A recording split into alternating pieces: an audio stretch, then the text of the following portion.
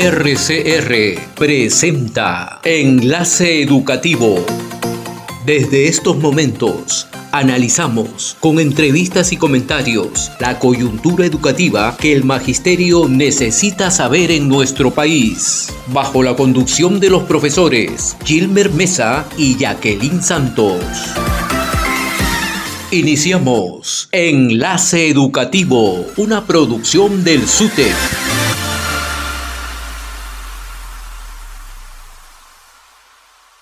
Profesor Alfredo, muy buenos días. Un gusto para nosotros es tenerlo el día de hoy en el programa.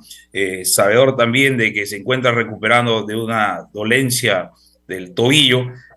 Ya sabemos también que ya está nuevamente desarrollando su trabajo gremial como corresponde. Profesor, buenos días. Un gusto tenerlo. Sí, muy buenos días, Gilmer. Efectivamente, hoy día nos encontramos en la capital de la región Ancash, en la ciudad de Huaraz, porque como tú sabes, estamos en una gran tarea de una movilización en el marco de la preparación del Congreso estatutario que se va a desarrollar en la ciudad de Lima, Congreso Nacional, los días 6 y 7, es decir, la próxima semana. Y en el cumplimiento de esas tareas siempre hay algunas problemáticas, ¿no? Y lo cierto, como tú sabes, Gilmer, porque has participado en la mesa de negociación colectiva, uno de los acuerdos en la negociación colectiva es que todos los maestros que aprueben la evaluación para el ascenso de escala, obviamente van a ascender. Así se ha quedado en esa mesa de negociación. Y por eso que ha generado gran expectativa, preparación también, pero ha habido algunos inconvenientes.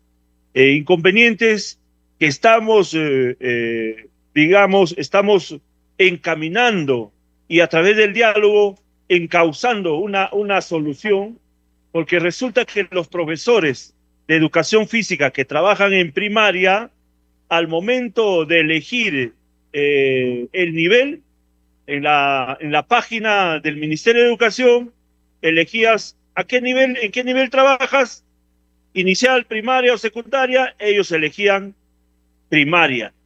Y después de ello debería venir la especialidad. Y no venía la especialidad, pero cosa diferente, por ejemplo, en secundaria. Profesores, ¿qué profesor era? Secundaria. Luego te ibas a las especialidades y ahí escogías toda tu especialidad. Y el problema fuerte ha sido en primaria. Resulta que el 24 han ido a dar su evaluación. Los maestros de educación física se han preparado, han invertido su economía, su tiempo, y la sorpresa, incomodidad fue cuando al momento de ir a la evaluación en las instituciones educativas que les tocaba, era una prueba de educación primaria de profesor de aula, de algo que no trabajan, no laboran, no manejan los contenidos como debe de ser, porque una cosa es la especialización de educación física y otro obviamente también es los profesores de primaria que también tienen una preparación diferente. Por eso que los maestros se han incomodado, muchos se han retirado, otros han hecho diversas denuncias, han llegado a Camaná 550, local del SUTEP, y nosotros hemos canalizado esas demandas. Y hemos conversado con la viceministra de Gestión Pedagógica, hemos conversado con algunos responsables de esa evaluación, y nosotros pedimos desde este espacio, a través de este medio sumamente importante, que dentro de los próximos días se emita una resolución viceministerial programando una nueva evaluación, no solamente para los de educación física, de educación de primaria, sino además también los de el aula de AIP, aula de innovación pedagógica. Resulta que, miren, prácticamente los que han elaborado esos ítems, sobre todo de AIP, y no es la primera vez, ya es varias veces, deben analizar, tiene que ser en función de su trabajo, de su labor, de los compromisos que asume, de las directivas y orientaciones que da el ministerio. Ahí prácticamente les han aplicado una evaluación como si fueran ingenieros de sistemas. Los profesores de AIP no son ingenieros de sistemas y por eso que se está encaminando, estamos dialogando, se está encauzando una solución y reiteramos que se emita lo más antes posible la resolución ministerial poniendo fecha y hora de una nueva evaluación solamente para esos maestros de educación física en primaria y de los profesores y profesoras de AIP.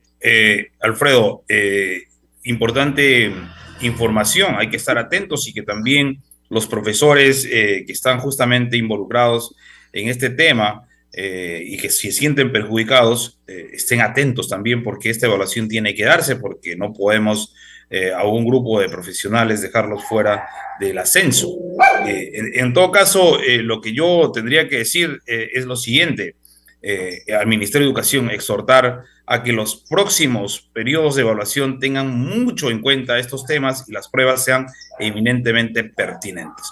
Profesor Alfredo, usted acaba de mencionar, estamos desplazados a nivel nacional con una finalidad. La finalidad es desarrollar las convenciones provinciales, los congresos regionales, rumbo al cuarto Congreso Nacional Estatutario. ¿Cómo se vienen desarrollando este tipo de eventos a nivel nacional?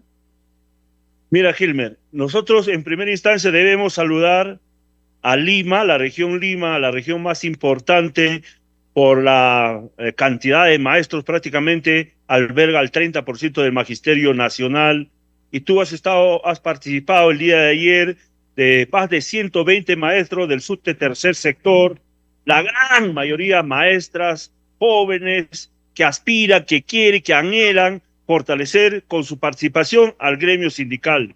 Has estado también en el 10º sector de participación masiva, el 6º sector de igual manera. Inició obviamente el 12 sector también con más de 200 maestros por su amplitud y nos parece bien.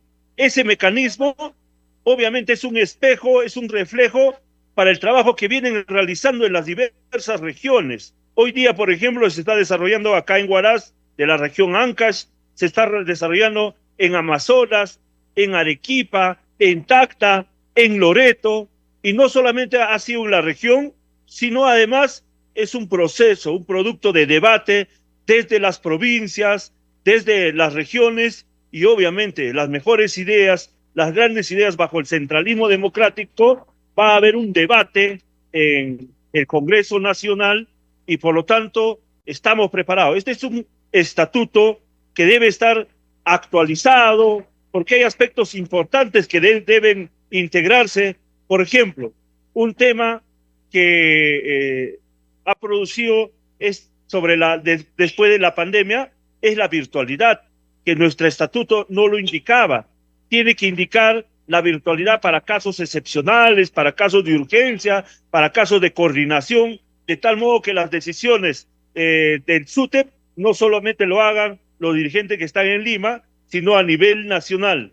Entre otros puntos, obviamente se están debatiendo, están trayendo también propuestas, de tal modo que las mejores propuestas son las que prevalecerán y son aquellas que se van a estampar históricamente en este Congreso Estatutario Nacional a realizarse en la ciudad de Lima los días 6 y 7 de diciembre. Alfredo, un tema sustantivo es la presencia de algunas secretarías que no existían, por ejemplo, de los cesantes y jubilados, ¿no? Otro tema que se está modificando en el estatuto es el tema del autosostenimiento, y eso es importante entender, ¿no? Los sindicatos del mundo cotizan, en la CGTP hay una suerte de cotización. El tema no está en la cotización, sino está en la transparencia de la gestión. Entonces, son puntos que se vienen generando, ¿no?, dentro del estatuto como modificatoria. Miren, este tema, un principio fundamental nuestro es que debe consolidarse, es valerse de sus propias fuerzas, tener independencia política, no depender de ninguna organización política, ni de ningún gobierno, y por eso que también es importante en ese proceso no depender de nadie económicamente. Y por eso que el autosostenimiento es importante, es trascendental. En algunas regiones como Loreto, como Arequipa, como Cajamarca y muchas otras, tienen cotizando. Y ahí nuestra responsabilidad está de que esas regiones obviamente generen una gestión transparente, honesta como debe de ser, pero además también trabajar con los demás maestros concientizando para que en lo posible suceda como en otros países. Por ejemplo, en otros países, en Argentina, en Costa Rica, en Chile, ahí la cotización prácticamente en algunos casos es el 1% de su remuneración.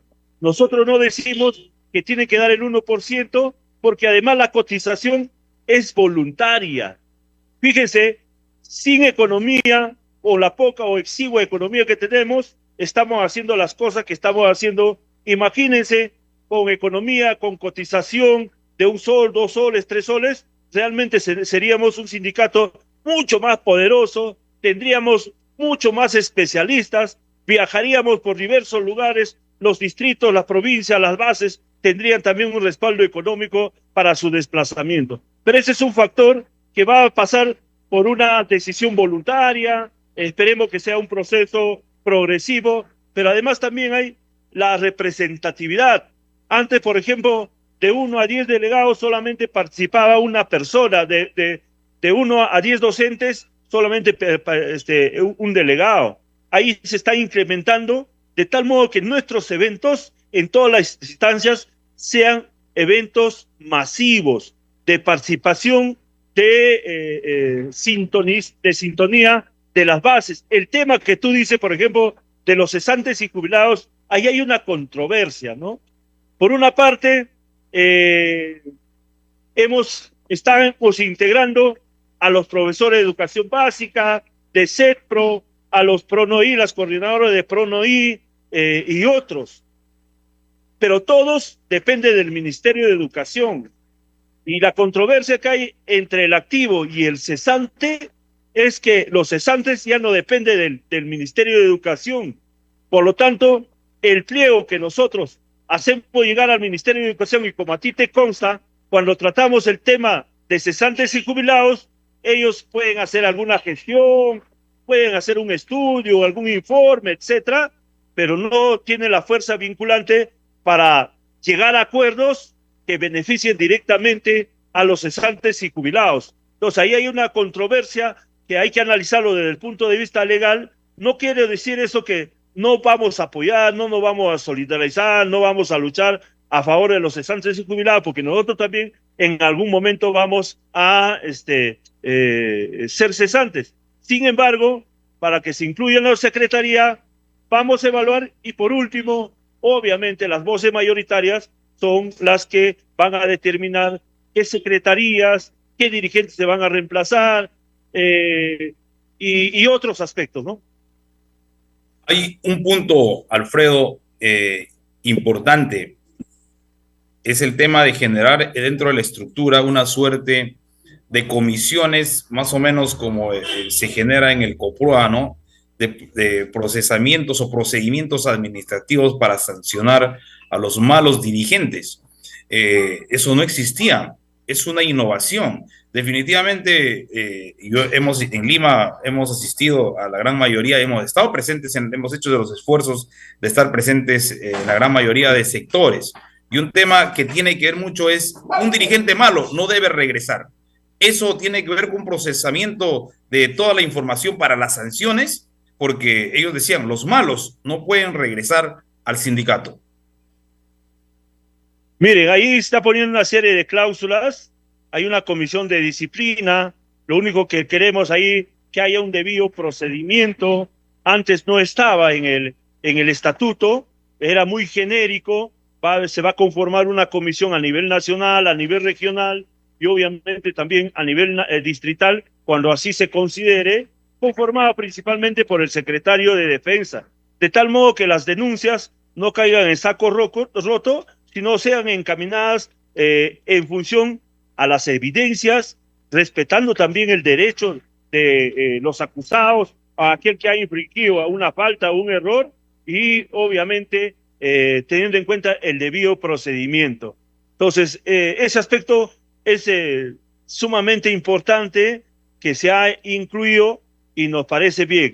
Otro aspecto, se está trabajando también, se va a incluir el tema de un comité transitorio, una comisión organizadora, de tal modo que las regiones, primero la nacional, debe evaluar objetivamente, sin apasionamientos, qué regiones realmente están articulando esa consigna de todo con las masas, nada sin ellas, implementan los acuerdos, las luchas, las negociaciones colectivas, defienden los derechos de los maestros contratados, de los nombrados, las reasignaciones, procesos administrativos y todo lo demás. Las regiones que están encaminadas, que lo hacen muy bien, obviamente se van a mantener.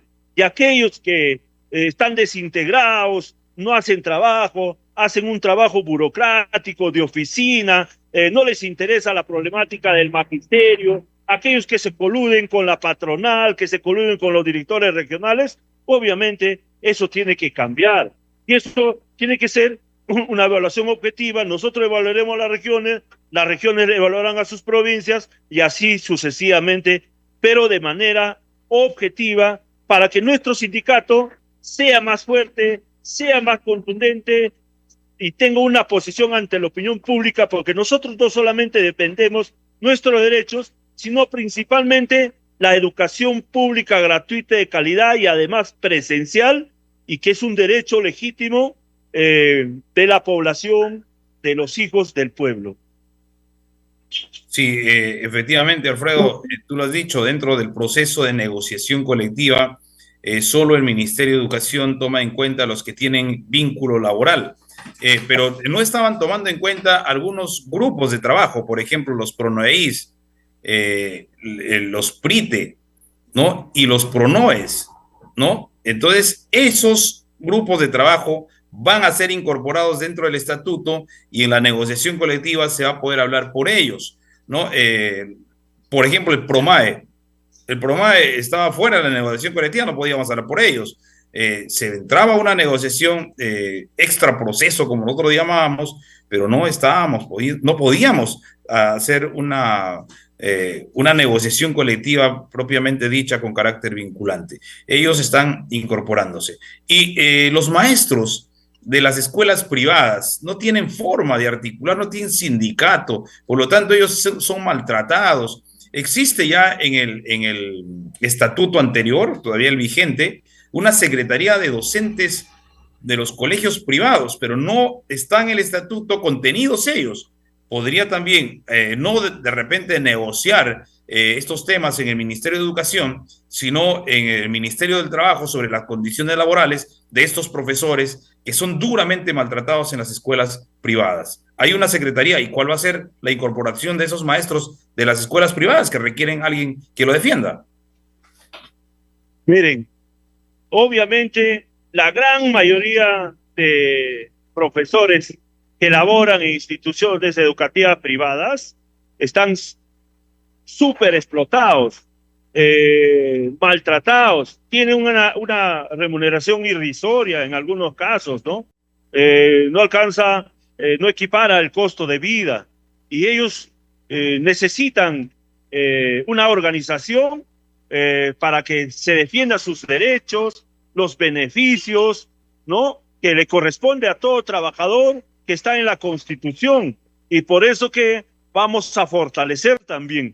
Miren, un aspecto que no está contemplado en nuestro estatuto es cuáles son las funciones específicas y concretas de todas las secretarías. Había las secretarías, pero en forma general nomás se decía cuáles eran las funciones, y por eso que esa secretaría de docentes de educación privada no funcionaba como debería de ser. Entonces, estamos haciendo un gran trabajo de tal modo que nuestro estatuto esté de acuerdo a los acontecimientos, a los adelantos, y sirva realmente para el fortalecimiento de la estructura orgánica y de defensa de la educación pública y los derechos de los docentes auxiliares, coordinadores de PRONOEI. Bien, muchísimas gracias, profesor Alfredo. Ha sido un gusto de tenerlo el día de hoy en el programa. recibir la grata noticia de que los profesores que no han podido dar su examen van a ser evaluados en un momento en que salga el documento oficial. Hemos llegado al final del programa, compañero, siga en batalla, como todos los dirigentes de SUTEP, muchos éxitos y suerte. RCR presentó Enlace Educativo. Retornamos en nuestra próxima edición con los temas de coyuntura educativa que el magisterio necesita saber en nuestro país. Enlace Educativo, una producción del SUTEP.